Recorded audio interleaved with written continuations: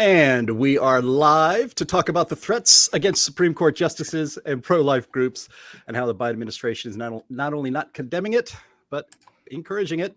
The inflation that the Biden administration assured us was transitory is not their fault at all, by the way, but it just keeps on chugging along, especially at the gas pump.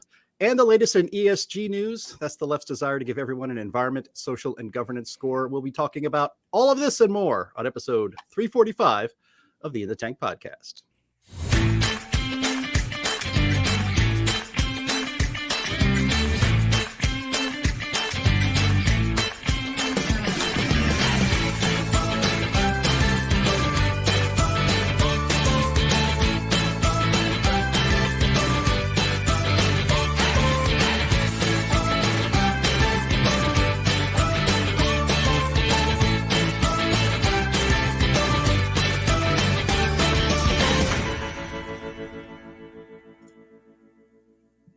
Right, and this podcast has begun. I am your host, Jim Lakely. I'm vice president of the Heartland Institute. Our usual host, Donald Kendall, is absent today. He'll be back next week. And joining us today is pretty much a lot of the regular crew. We'll start off with Chris Talgo, senior editor here at the Heartland Institute. How are you doing, good sir? Doing good. Weather's finally heating up here, Jim. Chicago is finally out of the cold, long winter. I am just ecstatic. Yes, and people watching on the YouTube channel right now, or Rumble, or Twitter, or Facebook, might notice that my nose is kind of shiny, like Rudolph's. It's a little red. I got a little carried away out in the first day of real bright sunshine we've had here in like 2 months. So still healing from that. Also joining us today is a research fellow for energy policy here at the Heartland Institute, Linnea Lukin. How are you, Linnea? Hello, I'm doing well.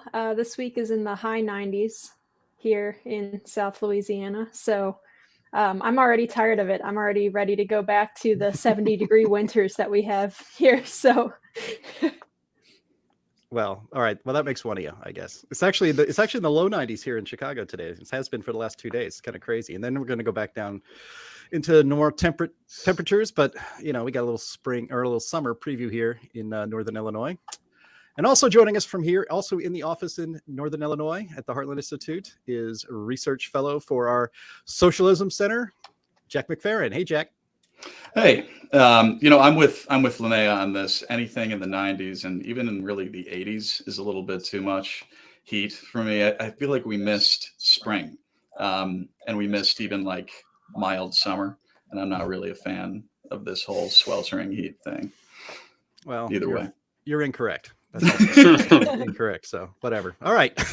So, well, speaking of Illinois, our president Joe Biden had an event, I think, with some union guys, one of the unions here in Chicago area. And he blamed Trump for inflation and the trillions in spending last year. Maybe he even blamed him for the baby formula shortage that's going on out there. But he called Trump the great MAGA king. Now, surely Biden thought of that as an insult, but I have a feeling that Trump's not going to take it that way, and neither are his fans. Chris Talgo, will you bend the knee to the great MAGA king? Well, in general, I am definitely on board with the MAGA agenda, but I've noticed in the past week or so that Joe Biden has gone out of his way to tar and feather the MAGA agenda, whether it's the ultra MAGA agenda, being responsible for inflation, which I'm sure we'll get into later, to trying to portray Donald Trump as the king of MAGA. I just think that Biden's desperate and he's, throwing everything at the wall, hoping it'll stick. And guess what? It's not. Well, I mean, he's nice. So he's the great MAGA king, which, gosh, that's just awesome. But this comes on the week where now I guess it's a slur, where it's the ultra MAGA agenda. There's a woman running in the Republican primary for Senate in Pennsylvania. I think Kathy Bennett. I'll have to look that up. I know her first name is Kathy. She's an African-American woman who is a staunch conservative. And now she's being smeared as ultra MAGA. And I think just like when they were going after Trump in the beginning, the whole idea of MAGA, now it's ultra MAGA. I think Biden had said that as well. I saw a clip of Jen Psaki, White House spokesperson, laughing and thinking, well, that's what the president said. And that's what we think, it's an ultra MAGA radical agenda. Linnea Lucan, one of the things about the MAGA agenda, of course, MAGA stands for Make America Great Again, is that it appealed to a pretty broad, pretty broad audience, I should say, among Republicans. But that MAGA agenda, that Make America Great Again agenda, brought in all these independents on Trump's side too. That's why he won in 2016. Well, yeah, and I think I've seen that. I think a lot of it brought in, surprisingly enough, when it turned out that Bernie Sanders wasn't going to be the candidate for the Democrats. A lot, like a shocking number of his fans came over to the right. And once they were in the MAGA crew, they got, educated on some of the economic policies that they're wrong about. Luckily, a lot of them. And so they've become good friends of the, I guess, MAGA movement too. And if we're becoming ultra MAGA now and the memes keep rolling out like this, I think that's a pretty good indicator of where the Republican Party is at. And I think that a lot of those establishment guys don't like it, and they think that it's an insult to be called ultra MAGA. But people like me just roll with it. I mean, it's so fun. It's they make it sound cooler every time they say it. So that's true. Jim, slight update. MAGA has now been changed to Make Affordable Gas Again. Oh. That will work. I like that. Will work.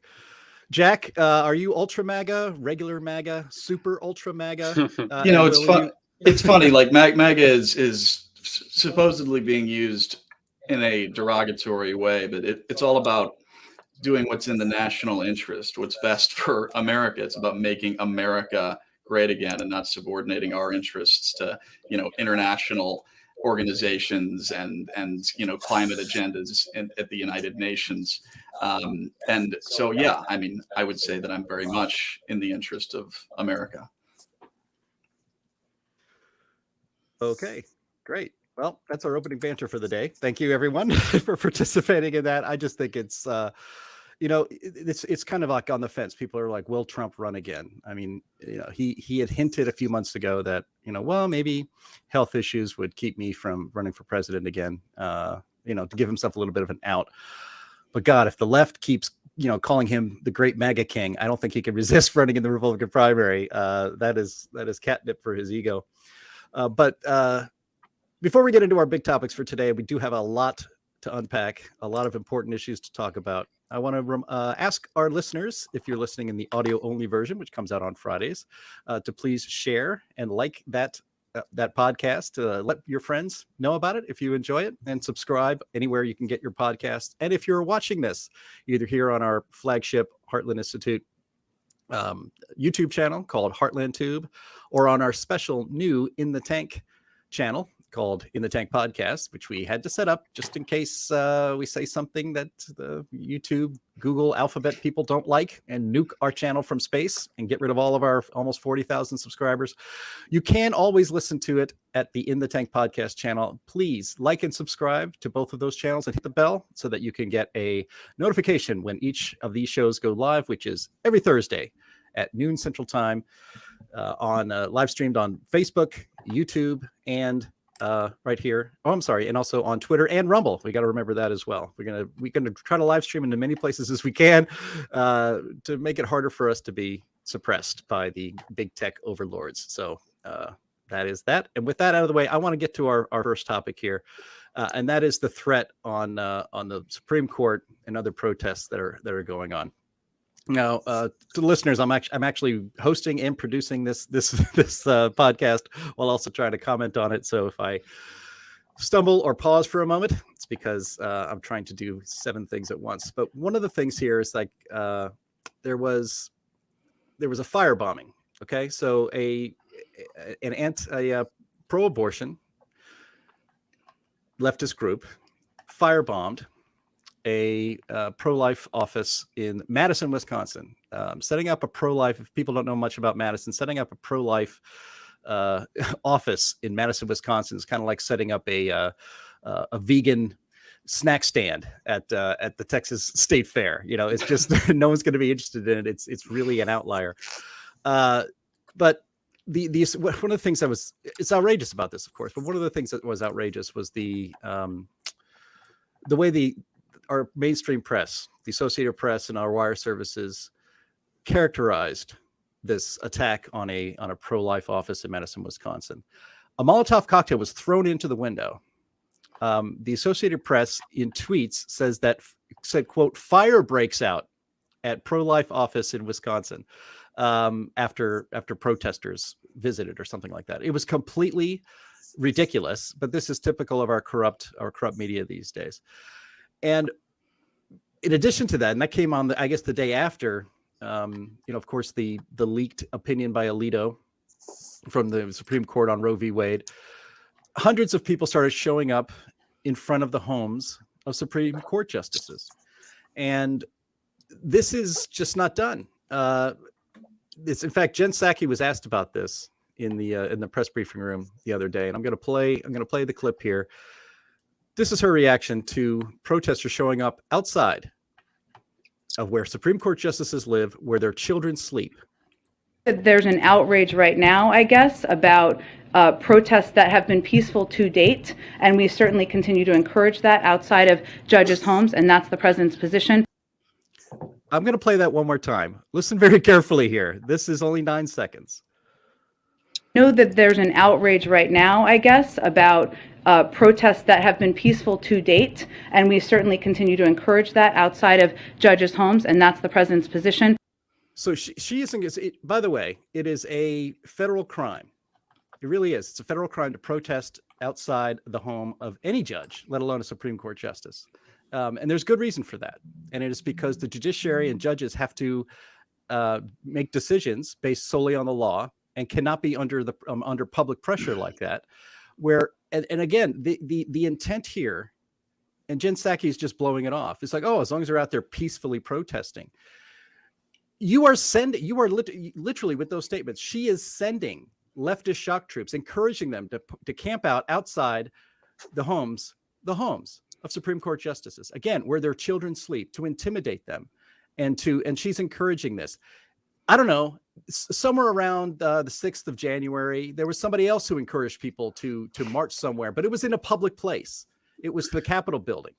And I'm just gobsmacked, Chris. I mean, there seem to be no limits at all on what the left is willing to do to get their way. They have zero respect for the judicial branch, and that's very apparent right now.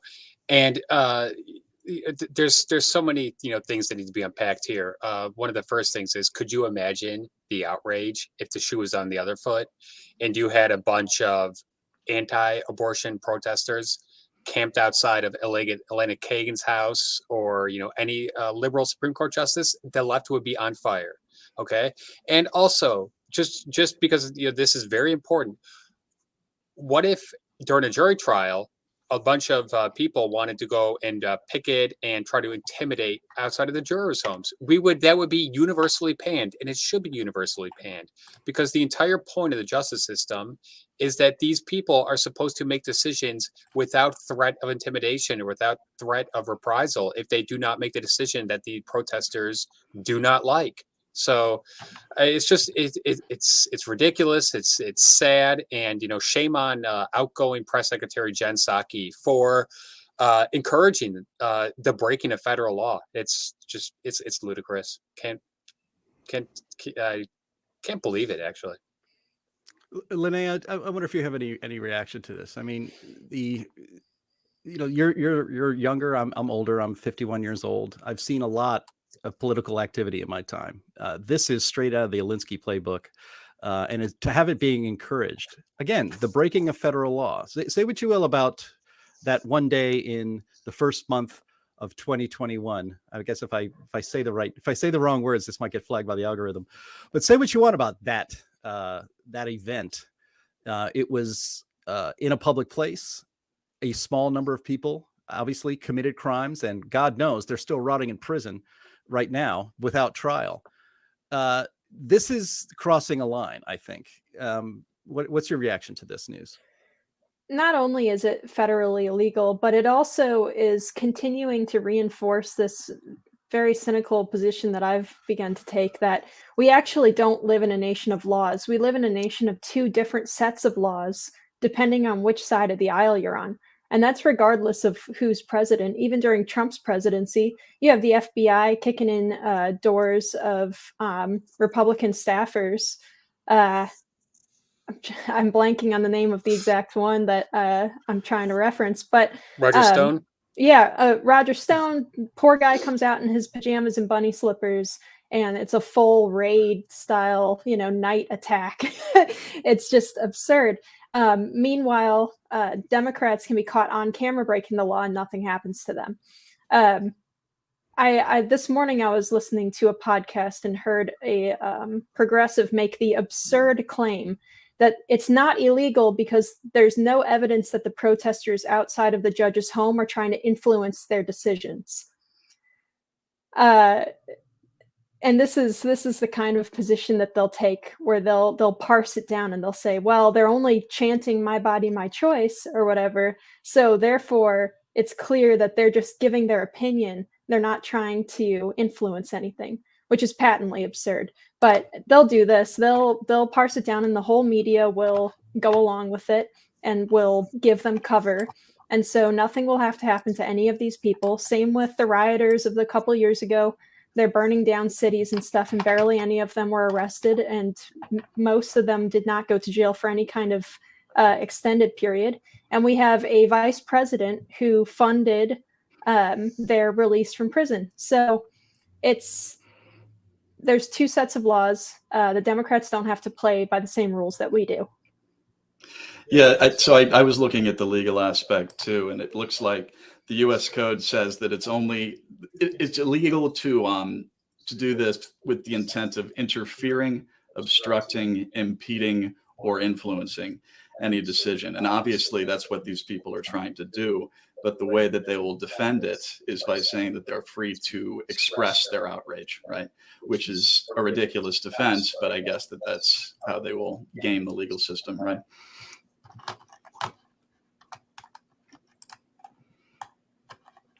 Jim, you're muted. Thank you. Yes, there's just different rules here, both in our culture and our media, and apparently with our law enforcement. I mean, the fact you could talk about the event on the first month of 2021 and how that was handled by our FBI. Has anyone asked the FBI if they are investigating any of these people? I'm going to share on the screen here. Here's a link to a story from Fox 47 in Wisconsin. And it says, nationwide group claiming to be behind Wisconsin family action firebombing issues warning. I wonder if the FBI is involved in this. I mean, when parents showed up at school board meetings, which is a public place, by the way, which they are invited to actually come and to comment on what's going on their school boards, the FBI calls them domestic terrorists and opens up files on them. But here we have a group called Jane's Revenge. They're on Reddit, and they're everywhere else. They're a shadowy, radical left-wing group. They claim to be responsible for that arson and graffiti on the front of that building that said, "If abortions aren't safe, then you aren't either." An explicit threat. According to a report from Bellingcat is an international investigative journalism organization. The group known as Jane's Revenge demanded the disbanding of all anti-choice groups, fake clinics, and violent anti-choice groups within the next 30 days. Let's see. They have their full statement down here. They posted it on Reddit. It is here. They say this. This is not a declaration of war. War has been upon us for decades, a war which we did not want and did not provoke. Too long have we been attacked for asking for basic medical care. Too long have we been shot, bombed, and forced into childbirth without consent. This was only a warning. We demand the disbanding of all anti-choice establishments, fake clinics, and violent anti-choice groups within the next 30 days.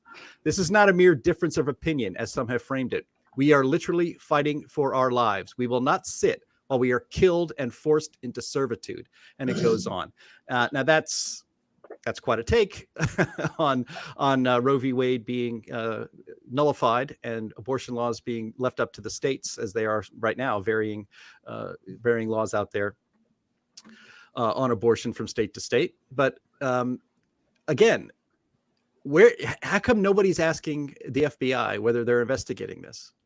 Well, trying to find out who these people are. When they are still, there are people from that first month in January 2021 who have been charged with misdemeanors, things like parading around a public place without a permit, and they're still sitting in jail without a trial for more than a year. What is it now? Almost 18 months. And this kind of thing happens, and nobody asked the FBI. Again, people show up at school board meetings to complain about the radicalization of their children through the curriculum in some of these schools, which has been completely taken over by the left. And the FBI holds a press conference saying that these people are going to be considered domestic terrorists, and they're opening files on them. And yet here we have this going on, and there isn't a peep. And nobody's asking Jen Psaki about this. No one's asking Jen Psaki if maybe you should discourage people from breaking the law to express their opinions. Nope. She just blows it off. Jack, you were going to jump in before I went on a rant. No, I think it's all ridiculous. I think that, frankly, if you were to ask the FBI to do this, they would probably, say they would do it and then not do anything, or frankly support these people, behind the scenes. They're a pawn of the Biden administration, and they're not going to help. Yeah, Jim, the FBI has been politicized since day one of the Biden administration. And I wonder where the FBI's investigation concerning the Supreme Court leak is right now, because I haven't heard a peep about that. So I think that these things are very related, and what they are, they're sending a message to the Supreme Court and all the courts below the Supreme Court saying, if you do not toe the liberal line, there's going to be, there's going to be hell to pay.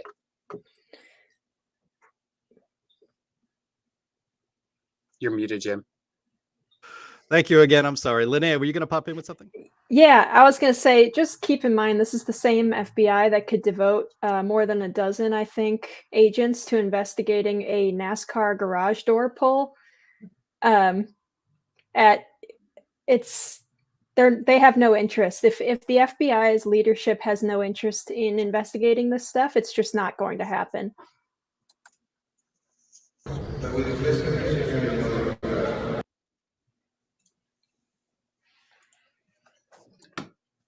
No, Jim, you're muted. Okay, gosh. All right. I'm killing it here. I told you it's hard to host, comment, and produce at the same time. Okay, so here we have a video on the screen. This is a Catholic mass. Women, radical leftists in, shocker, Handmaid's Tale outfits. Gosh, they never get any more creative than that. Decided, again, a call from the left to do this. Call went out. Go to Catholic on Mother's Day, no less. Go to your local Catholic church during Mass and take direct action. This is what the leftists do all the time. They make it sound heroic. We're taking direct action for change. It's like, no, you're not. You're being an obnoxious jerk, and often you're breaking the law, and you are exploiting the good naturedness of your political opponents on the right. For the most part, you're taking advantage of the fact that most people wouldn't do something like this, and that even if you interrupt something as sacred, frankly, as Mass on Mother's Day during the Easter season, you're not going to be, here in this video clip, they are escorted from the church, but not before they disrupted it. And there's just this idea on the left. Again, this goes back to Saul Alinsky. This goes back to the 60s radicals. This goes back to the Students for Democratic Action. It goes to all of these groups. This has been a decades-long tactic by these people that they will never give you peace. This is why surrendering policy-wise to the left is always a losing proposition, because there is no victory for them. They never just say, you know what, we've done it, guys. We've achieved the policy goals we want. No, they never say that, because they're never done. It's always continual revolution. They play by a different set of rules and justify the means, which means that their tactics are just untethered from the mores and the norms of society, because politics trumps everything.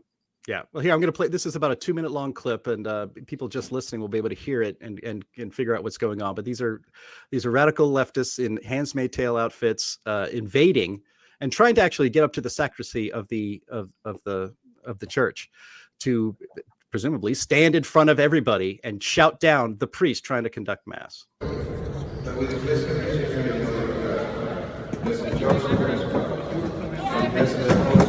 Hey, you get off of here. You are not attacking anybody. You're attacking me right now. You started attacking me. No, you're going towards our preacher. All of these people watching. Go towards our preacher. Get out of it. It's not. You turned it into something else. No, you didn't. No. I have to keep you away from the preachers. We have to keep you away from the preachers. You got to get away from respecting women and you want to come in and attack them. Respect us. Respect us. You want to respect attacking us. As you guys want respect, we want respect too. We want respect. I understand that. Get out of here. Get out of here. I do. You're disrespectful. You know I what? promise you, I understand you completely. I understand. We are with you. But You have to get your hands off. This is so disrespectful. Wow. Please, this is such a falsery. You even practice Christian things when you're out there.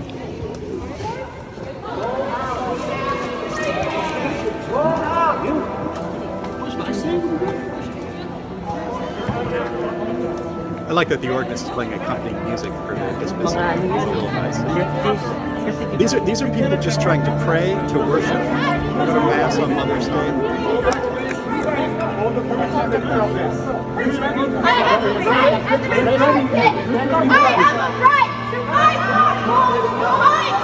Get out of here!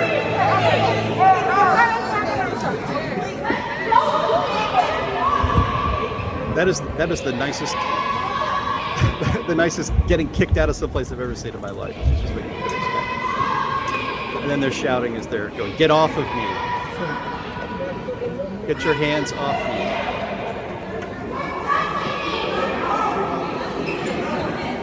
I don't know if you had. Sorry. No, yeah, I mean, but that's your modern left today. I mean, I can't think. Well, I mean, I guess people on the right went to school board meetings, but that was a public meeting in which public comment is actually encouraged. Well, go ahead, Linnea. And that's not the only issue here. This actually, what they've done is federally illegal. There was a 1994 law that banned pro or anti-abortion activists from being allowed to like block entrances and stuff to abortion facilities. And in that same law, it makes it illegal for pro-abortion activists to enter places of religious worship for part of their protest. So it's actually federally illegal for what they've done, but I guarantee that not a single one of those people are going to be arrested. And what concerns me too is I immediately noticed in the video that they're bringing backpacks in. I do not like that. If I was, if they had a security guard or something at this cathedral or this big church here, which I think is in Los Angeles, there's no way you let them in with backpacks and stuff. It's a huge security hazard. And after what's happened previously in Texas and other places, I'm beside myself that they got as far in as they did. What I find most frightening is that this is just the initial reaction to the draft opinion release. I can't even imagine what is going to happen if and when the Supreme Court does nullify Roe v. Wade in late June. Well, yeah, I mean, that's still an open question. As I said on last week's podcast, I'm actually, and the more I've thought about it, I think it's slightly more likely than not that the opinion that we actually get, the final opinion this summer handed down, will be not what we read in the draft. It will be quite different and it'll be watered down. Jack, you got something to add here before we move on to our next topic? So do you think that the Supreme Court justices will be swayed by this sort of public outrage in some way, shape, or form? I don't. Nope. I mean, of course not. I mean, I think this is playing into the hands of those who want that Alito decision to be the final law. I mean, how can you possibly, no matter where you are on this, you can't possibly back down on this, or that this becomes the rule, that every time either side has a decision that they don't like or suspects there's going to be a decision they don't like, that they take direct action and frankly threaten the lives and certainly threaten the peace of those Supreme Court justices. They cannot actually rule in favor of the left on this one and have any credibility with the court whatsoever. Yeah, they've retrenched themselves further, because if they do, they lose complete legitimacy in the entire institution. So they have to rule in the other way. And let's also just to put a kind of a bow on this, it's the idea, again, as I played the clip in the beginning, Jen Psaki encouraging, not even failing to condemn, but encouraging people to show up at the homes of Supreme Court justices. Now, a responsible White House spokesperson would say the proper place to have your voice heard and for the Supreme Court justices themselves to know you were there and to hear it is to go to the Supreme Court on the street in a public place where there are regular protests. There is only one reason to go to the home of a like say Brett Kavanaugh, who has daughters, teenage young daughters, to go to the home of Sam Alito. It is to frighten their families. It is to send the message that you are not safe. We know where you live. We know where your children sleep. If this happened, again, as I think you mentioned this, Linnea, if pro-choice, or I'm sorry, if pro-life protesters were going to the home of Ruth Bader Ginsburg, or when she was alive, or even right now, if they were to go to the home of Sonia Sotomayor, who is definitely not going to vote to repeal Roe v. Wade, the media would cover this differently. Every single Republican in Congress would be asked directly to denounce such tactics. But again, and they're exactly right. And they would denounce such tactics. But we live in a very different world today where the left has no rules. They're not held accountable for anything, even direct threats on people, like I showed on that one, was it called Jane's Revenge? Yeah, the FBI is probably not going to do anything about that either. It's, this has to stop. I mean, this is what the left wants, is continual revolution. This is why, when if you have any family members who lived in Cuba or China today or Russia or the Soviet Union back in the day, the revolution never ends. You're never allowed any peace. And this is what the left has done in this country. No one has ever allowed a moment's peace if you disagree with them. Chris, I'll let you have the last word while I queue up the next topic. I mean, I think we really hit most of the points here. I just hope that the Supreme Court, stays strong, and I desperately hope that the American people see through this. And I think they do. I think they definitely do. Okay. Well, that's comforting. All right. The next topic here, we're going to get to. I'm an optimist. Yeah. Well, that makes one of you. All right. So we're going to go to a topic here that's also very serious, not quite as serious as the previous one, but very important right now. Inflation has barreled ahead. This is the headline from CNBC. Inflation barreled ahead at 8.3% in April from April of 2021, remaining near 40-year highs. Leftist journalists in the mainstream, the former mainstream, and I think the administration itself touted the idea that, well, inflation is actually stabilizing or going down, because I think the year-over-year inflation last month was 8.5%, so it's gone down 0.2%. The reason that happened actually is because in the month of April, gas prices went down temporarily for a couple of weeks, and now they're right back up again. In fact, I had to fill up my tank today. I think a week ago, last time I filled it up, it was $4.29 a gallon. This morning, it was $4.59 a gallon. So gas prices are going back up again. We had so that's happening there, and so gas prices and energy prices are a big part of the inflation. Before we get into the gas prices and its effect on inflation and all of that stuff, Should Americans? This is a video made by somebody on Twitter called Mazemore. This is what the administration has been saying about inflation for the last year. The comments start in February of 2021 and run until last month. This speaks for itself. Be worried about inflation, sir?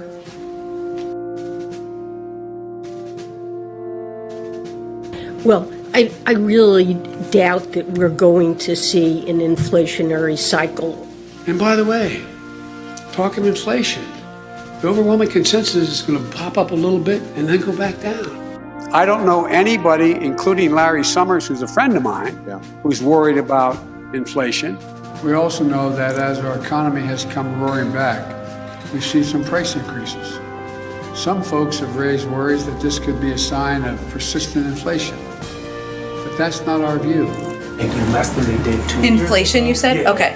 Well, I would first say that one of the steps that we've taken as an administration is to provide a range of assistance to the American people, whether it is in the form of $1,400 checks. Caitlin, if you actually look at the numbers and the trends over the last several months, it shows that core inflation was not only below expectations, but it decelerated from last month. You had told us at a town hall, I think it was in July, that this was just near-term inflation. Number one thing that the president can do is help get COVID under control. That we know is the root cause of inflation and the price increases we're seeing for a range of reasons. And finally, even as we meet to work out this challenge, it's important to maintain perspective.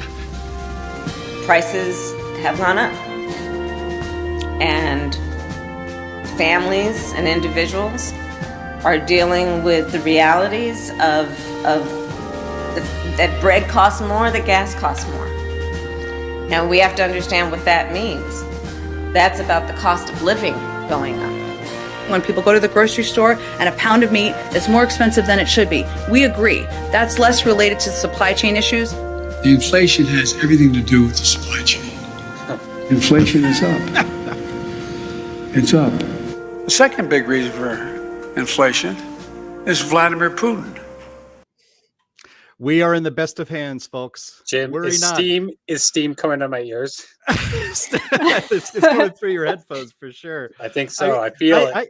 I know. I mean, that is quite the litany of excuses. That runs from I think February 2021 until last month, and I'd forgotten that they were blaming inflation on big meat and other corporate price gougers. I mean, God Almighty.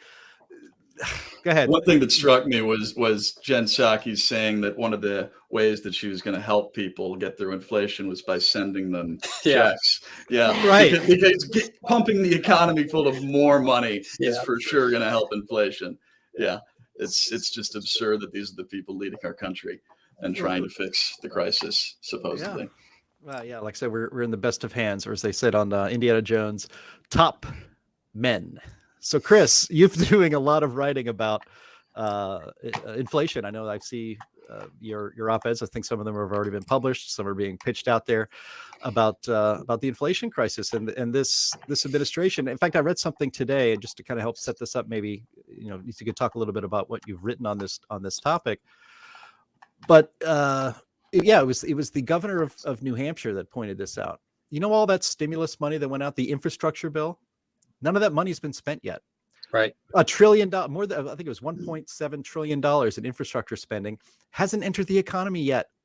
So inflation is going to get worse because a lot of that government spending is just kind of hanging out there over our heads like the sword of Damocles. Just from the 30,000 foot perspective, inflation can be most simply defined as the government devaluing or debasing the dollar, which causes price distortions. So really what's been happening here, and this has been going on for a very long time, the government has been printing money and spending way too much money. And this has just been put on, hyper speed over the past year or so with the 1.9 trillion American Rescue Plan and then the 1 trillion American Infrastructure Plan. That is $3 trillion just flooding into an already flooded economy with just way too much money. So you've got way too much money chasing way too few goods and services. You have a recipe for terrible inflation.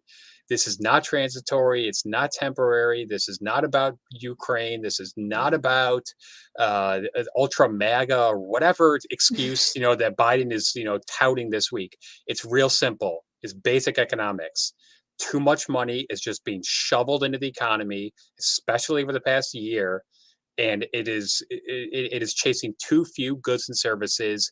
And a lot of that also is because of the regulations on oil and gas and just Biden's policies, which are anti-growth. We just had our first quarter growth was negative 1.4%. Yikes. So you have tons and tons of money just being sloshed into the economy, and you don't have an economy as productive as it should be. Worker production declined the most since 1947, according to the latest report. So you've got just our economy is just in shambles. And, I think that this present bout of inflation is about to get much worse. Producer price index report just came out today, 11%. Yikes. What does that index measure? It's wholesale. It's the producer prices, which obviously are going to be passed on to the consumer. Because if you're a company, you're not just going to eat the fact that your commodities or your energy inputs are through the roof. Just real quick anecdote. I've been going to the same golf course and hitting range balls for many, many years. I noticed this year the price of a small range bucket almost doubled. I asked them why is that? And they said, well, it's mostly because they have to buy so much gasoline for the lawnmowers and for the golf carts and for all the equipment to maintain the golf course. The price of gasoline, price of diesel is through the roof. They said we just have to pass it on some way. So what's the easiest way? Hike the price of a range bucket. And that's happening across the board. Yeah. There's I'm going to share here a story on that. This isn't in the show notes, so you can see most of the items that we have, or it's the articles that we discuss are in the show notes. But this is an article from, actually an editorial from this morning in the Wall Street Journal about, it's titled "Inflation Stays in the Heights. The policy mix of blowout government spending and easy money is punishing workers." And so, they lead off. The transitory inflation crowd took another beating on Wednesday as April's expected decline in the rate of increase in the consumer price index turned out to be disappointing. This means we've reached peak inflation. We're merely fallen from Mount Everest to K2. So like I mentioned before, the pace of inflation slowed 0.3% for the month. But that was due, as I mentioned before, to a 6.1% decline in gasoline prices. But again, that's already been flipped, and gas prices are higher now than they were in the beginning of March. In fact, I think it was yesterday, Linnea, that the average price for a gallon of gas reached yet another all-time high of $4.49 or something like that nationwide. Also notable, again, the core. I thought Jen Psaki said corn inflation. It's like, what's corn inflation? Oh, core inflation. Got it. The core inflation rate, which does not include food and energy, rose 0.6% in April, faster than in March and in February, and has now climbed 6.2% in the last year. In fact, food prices are up 9.4% over last year. Again, people see this. People can feel this. Airfares are up 18.6% in April. And this is something that actually the Heartland Institute feels, because we send people to a lot of places. We need to travel around the country to testify for the state legislatures, go to, different meetings and gatherings of conservatives around the country. And we're going to have to cut back on that because we didn't budget for a 20% increase in airline flights, Let's see what else. Oh, and there's another one. Lodging away from home, including hotels and motels, rose 2% in the month and is up 22.6% in 1 year. So yes, if you're, as the Wall Street Journal here says, that family vacation is going to be a lot more expensive this summer, bring a tent. I mean, this is a disaster for, I guess, the administration and for Democrats, but they don't seem all that worried about it. Again, we played that video and it was long, but I thought it was important to show first their absolute disregard for inflation. It's transitory, don't worry about it. And then again, Biden was in Illinois this week. He was blaming inflation on Trump. He said he inherited a depression, not even a recession, when he came into office, and that he's creating all these jobs and he's cutting the deficit and all of these things. I mean, who wants to take this one? I mean, inflation is crushing the American dream for millions of people, and this administration doesn't seem to care. One of the things to know too about the CPI is that it might look less drastic than it really is, especially with the 8.3 coming down from 8.1, because it's going off of a base year, 12 months prior. So when prices started to skyrocket in the second half of last year, that's going to be compared to a more like leveling off effect this year. And so we might see like the CPI rate stay the same, but it's really getting worse, so these measures are flawed in a certain way. Yeah, Jim, you lived through stagflation. I didn't. I was born just after stagflation, but I have been writing a lot about stagflation because a lot of economists are sounding the alarm bells that we could be entering a a new era of stagflation, because we've got, persistent inflation. It's doesn't seem to be abating anytime soon. But on top of that, I mentioned that we had a GDP growth of negative 1.4% last quarter. If we have another quarter of negative GDP growth, we will be into a recession. If the economy just remains in its stagnant form with, just too many people out of work, we got 11 million open jobs, just the economy is just not functioning properly. It's not firing on all cylinders. When you add that to the inflation issue that we've got right now, we are going to be in for a very, very dark economic period here in the future. Yeah, well, dark economic conditions is what defined the 70s and late 70s, early 80s. So get ready for it. If you're younger than the age of 50, you have no memory of it. So you can make your own memories. Isn't that nice? I want to share a screen here with our viewers. And this is the latest results from Heartland's latest poll that we did with Rasmussen. We released this a few days ago. And it says that vast majority of voters are worried about rising energy prices, favor increasing drilling in the United States.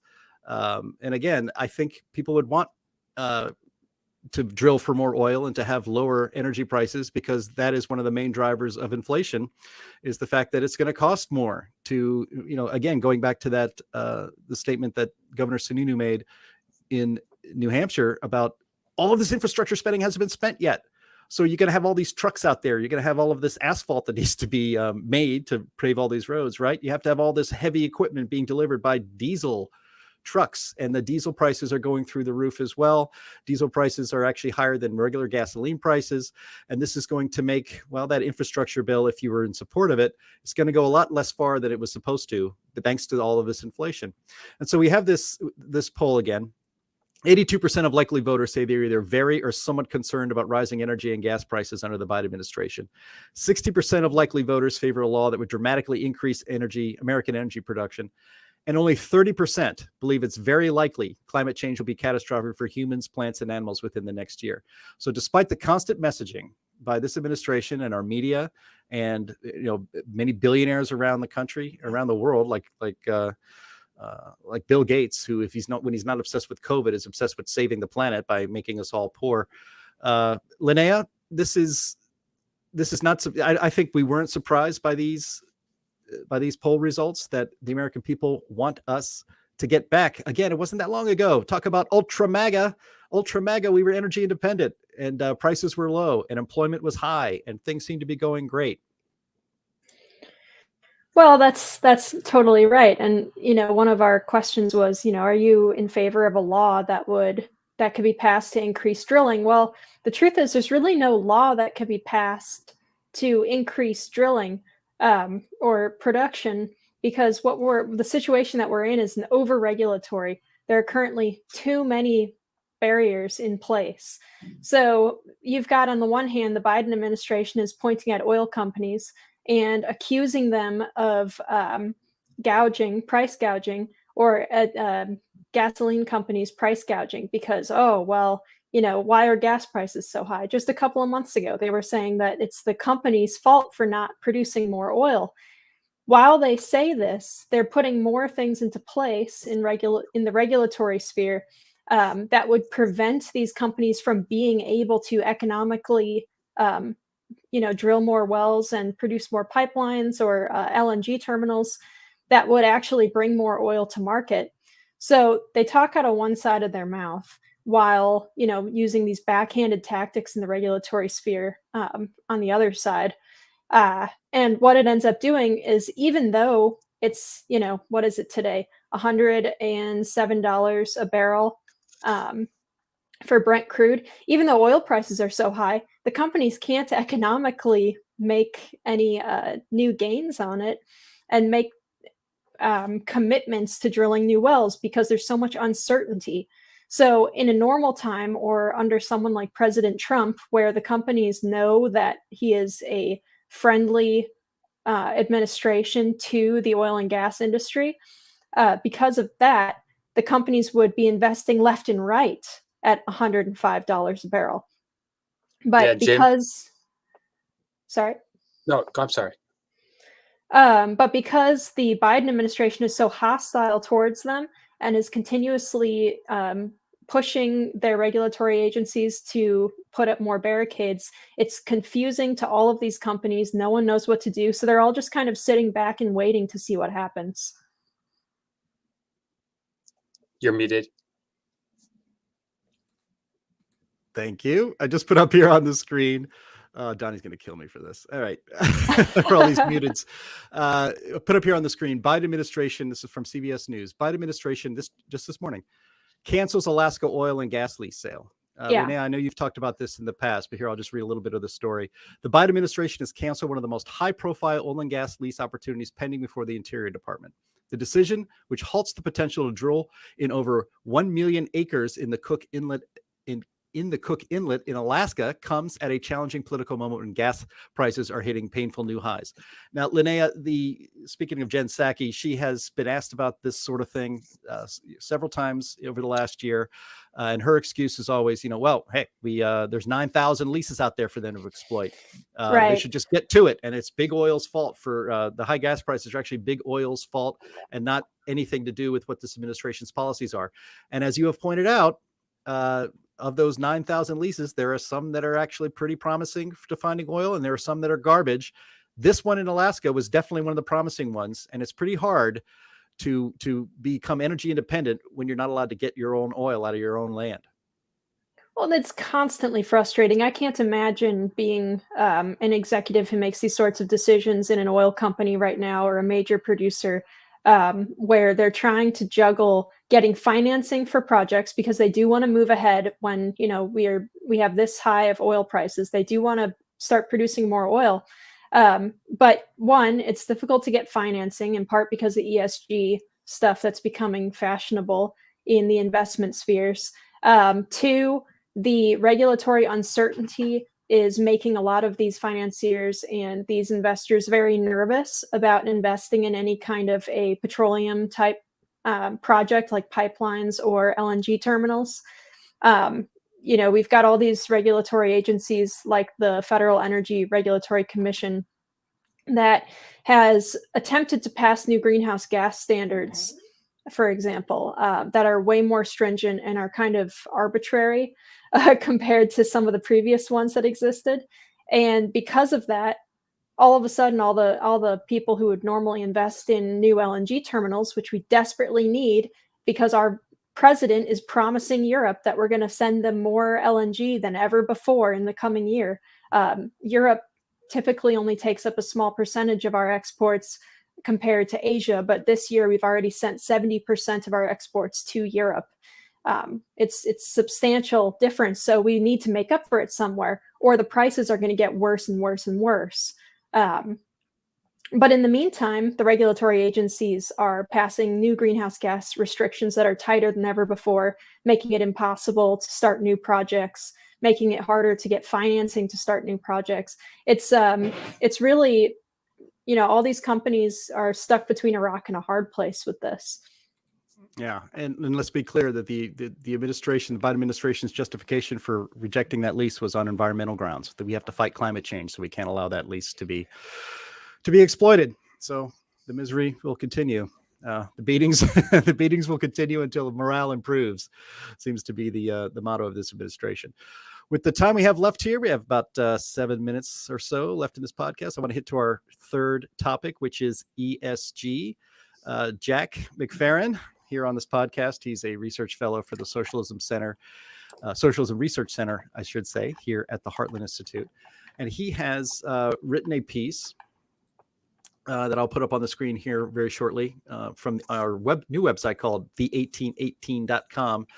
And it's about ESG ratings. ESG ratings are counterproductive, hypocritical, and anti-American. Now, Jack, I know that a lot of people listening to this podcast have heard about ESG, know a little bit about ESG, but I think we can never learn enough because it's so new and it seems to be a pretty slippery target. Why don't you give us a quick rundown?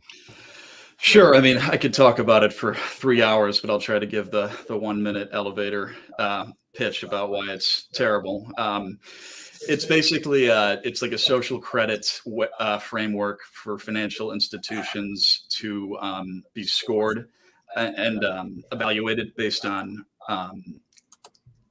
environmental, social, and governance metrics. So instead of being evaluated based on traditional financial risk components, they're being evaluated based on whether, they hit climate emissions targets, or whether their board is made up of the right sort of diverse mix of ethnicities. And so they're being evaluated based on arbitrary and subjective terms. And that means that, people that are investing, they're trying to be socially conscious, have no idea, where their money's going to go. And when we're seeing that, more and more.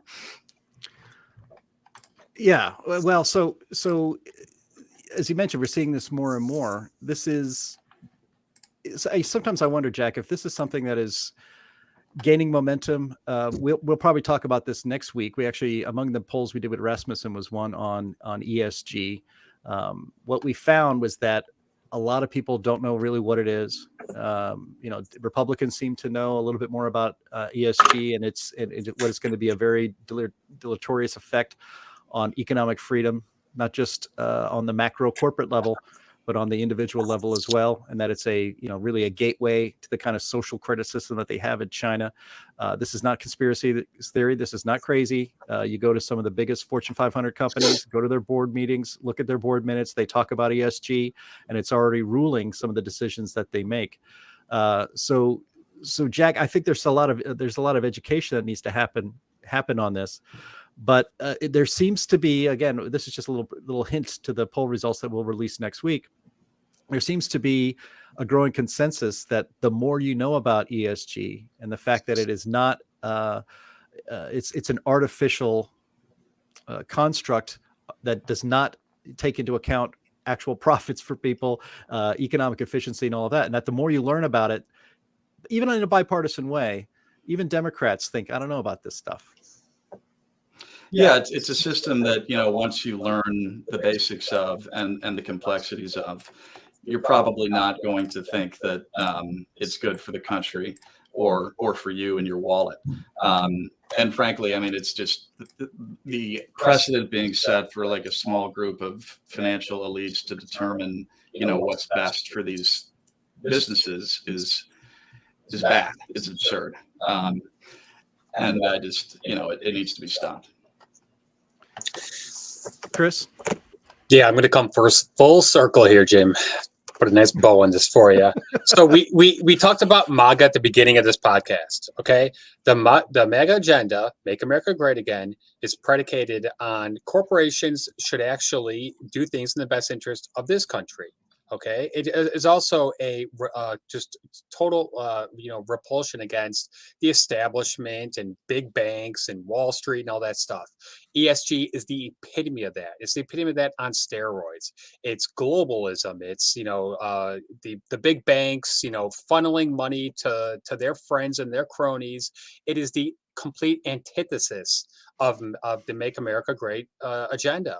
So to me, it makes perfect sense that the left is completely on board with this, although the polling does show that some Democratic voters, probably Bernie supporters, are a little leery of this. Republicans, seem to be on both sides of this, and that's I attribute that to the fact that the Republican Party is still somewhat divided between the establishment and the MAGA crew. But once again, if this takes hold, and I think it is taking hold, MasterCard just announced that all employee bonuses will be tied to ESG scores and their ESG implementation, that this is going to have a very, very poor effect on the American economy. But it's going to be great for globalists and the World Economic Forum and the IMF and all the things that we have been railing against for the past year or so. Yeah, the definition of, okay, this is going to be conspiracy theory nuts, or maybe this will trigger the algorithm, but like the definition of fascism is the nexus of government power and corporate power brought together to control the people. That is what is happening with ESG. This is yet another way for the left to implement its agenda, to force compliance with their policy preferences on the widest scale possible. ESG is the way to do that. It's just this kind of miracle avenue for them. And the fact that this has been going on through the World Economic Forum and other places, and now just bubbling up in America's corporate life, people need to open their eyes. They need to see this. They need to see this for what it is. The old adage, he who has the gold makes the rules. ESG is the same thing. He who has the control of ESG is funneling, trillions and trillions of dollars to companies and corporations and, that are on board with their social and economic agenda, regardless of whether or not it's good for shareholders, which is their fiduciary responsibility, regardless if it's good or not for the American economy, which should be their moral responsibility. That is correct.